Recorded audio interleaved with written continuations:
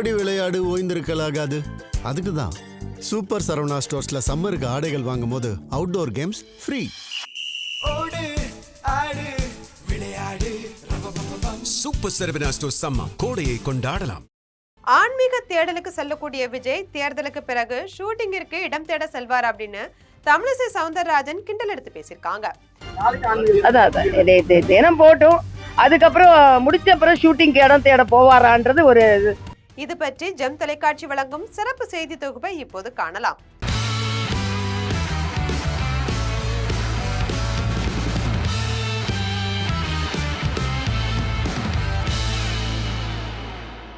சென்னை விமான நிலையத்துல செய்தியாளர்களை சந்தித்த தமிழக பாரதிய ஜனதா கட்சியோட மூத்த தலைவர் தமிழிசை சவுந்தரராஜன் நடந்து முடிந்த தேர்தல் பணிகள் திருப்திகரமா இருந்ததாகவும் தேசிய ஜனநாயக கூட்டணி மிகப்பெரிய வெற்றியை பெறும் அப்படின்னு நம்பிக்கை தெரிவிச்சிருக்காங்க.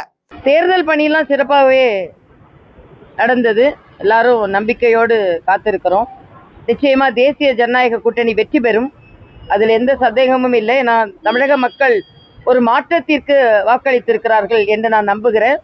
தமிழக மக்கள் இந்த முறை ஒரு மாற்றத்திற்காக வாக்களிச்சிருக்கிறதாகவும் ஜூன் 4ஆம் தேதி வரை மட்டும்தான் எதிர்கட்சிகள் கனவு காண முடியும்னு விமர்சிச்சிருக்காங்க.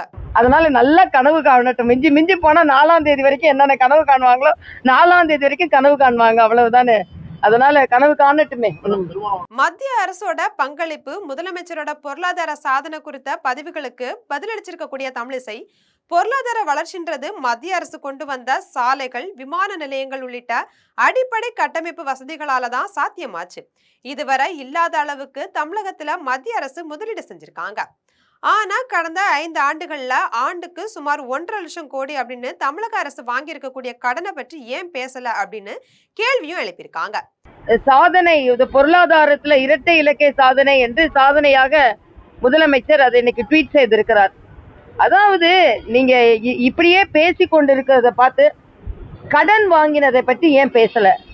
இருந்தாலும் டாஸ்மாக் வருமானத்தை வைத்துக்கொண்டு பொருளாதார வளர்ச்சியை பேசுவது ஏற்புடையதல்ல அப்படின்னு அவங்க சாடி இருக்காங்க.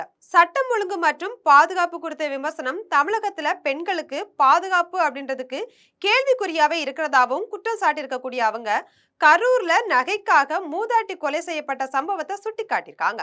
கொலை மற்றும் கொள்ளை சம்பவங்களால மக்கள் வேதனையில இருக்கிறதாவும் தமிழக அரசு கூறக்கூடிய சாதனைகள் அனைத்தும் வெறும் விளம்பரங்களை தான் தவிர யதார்த்தத்துல மக்கள் பாதுகாப்பு இல்லாம இருக்கிறதாவும் அவங்க தெரிவிச்சிருக்காங்க. நடிகர் விஜய் குறித்து பேசிய தமிழிசை அவர் ஒரு சிறந்த நடிகரா இருக்கலாம், ஆனா குழந்தைகளை தன்னுடைய அரசியலுக்கு பயன்படுத்துவது தவறு அப்படின்னு குறிப்பிட்டிருக்காங்க. இல்ல, இது உண்மையிலேயே ரொம்ப ரொம்ப ஆழ சிந்திக்கக்கூடிய ஒன்று.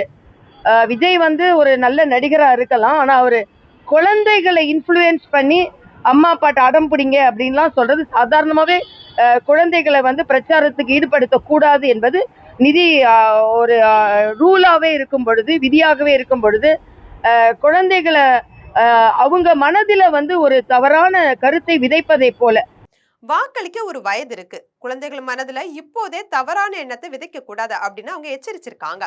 அதே சமயம் ஸ்டாலின் போல இல்லாம விஜய் வெளிப்படையா ஆன்மீக பயணங்களை மேற்கொள்வது பாராட்டுவதாக இருக்கிறதா கூறிய அவங்க, நாம இப்போ இறைவனை எல்லாரும் கும்பிடுறது ஆரோக்கியமான ஒன்றுதான். ஆன்மீக பயணத்தை நான் என்னைக்குமே குற்றம் சொல்ல மாட்டேன். அட்லீஸ்ட் அவர் நான் வெளிப்படையா சாமி கும்பிடுறாரு. அண்ணன் ஸ்டாலின் மாதிரி கொடைக்கானல் போறேன்னு சொல்லிட்டு அவரு சாமி கும்பிடாம மற்றவங்களை சாமி கும்பிட வச்சு அதோட பலனை அவர் அனுபவிக்கலாம் நினைக்காம நேரடியாவது சாமி கும்பிடுறாரு. அந்த வகையில நான் பாராட்டி தான் ஆக வேண்டும். தற்போது ஆன்மீக தேடல் இருக்கக்கூடிய விஜய் தேர்தலுக்கு பிறகு மீண்டும் படப்பிடிப்புக்கு இடம் தேட செல்வார் அப்படின்னு கிண்டலா குறிப்பிட்டிருக்காங்க. இன்னைக்கு ஒரு ஆன்மீக தேடலுக்கு போட்டோம், அதுக்கப்புறம் தேர்தல் முடிந்த அப்புறம் அதான் தினம் போட்டோம், அதுக்கப்புறம் முடிச்ச அப்புறம் ஷூட்டிங்க்கு இடம் தேட போவாரான்றது ஒரு தாவேகா 200க்கும் மேற்பட்ட இடங்களா கைப்பற்றும் அப்படின்னு செங்கோட்டையன் கூறியதற்கு பதிலளிச்சிருக்கக்கூடிய தமிழிசை விசில் சத்தத்துக்குன்னு ஒரு அளவு இருக்கு, ஆனா இவர் சொல்வது பாம் சத்தம் போல பிரம்மாண்டமா இருக்குது. ஃபால்ட்டி பிளேயரா இருப்பாரு, அதெல்லாம் கரெக்ட். பட் 200 தாண்டி விசில் போகும் அப்படின்றதெல்லாம் இது ஓவரான சத்தம். இது விசிலான சாதாரண சத்தம் இல்ல, இது அபரிதமான சத்தம். அந்த சத்தம் விசில் சத்தம் இல்ல, இவர் சொல்றது பார்த்தா பாம் சத்தம் மாதிரி சொல்றாரு. 200 கோட்டை கட்டுவது போன்ற கனவு காண அனைவருக்கும் உரிமை இருக்கு. ஜூன் 4ஆம் தேதி வரதான் அவர்கள் தாராளமா கனவு காணட்டும் அப்படின்னு விமர்சிச்சிருக்காங்க. திருமாவளவன் உள்ளிட்ட தலைவர்கள் தற்போது பெரும் குழப்பத்தில் இருக்கிறதாவும் அவங்க தன்னுடைய பேட்டியில தெரிவிச்சிருக்காங்க.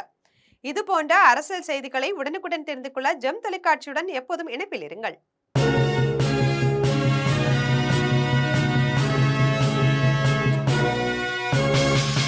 ஓடி விளையாடு ஓய்ந்திருக்கலாகாது.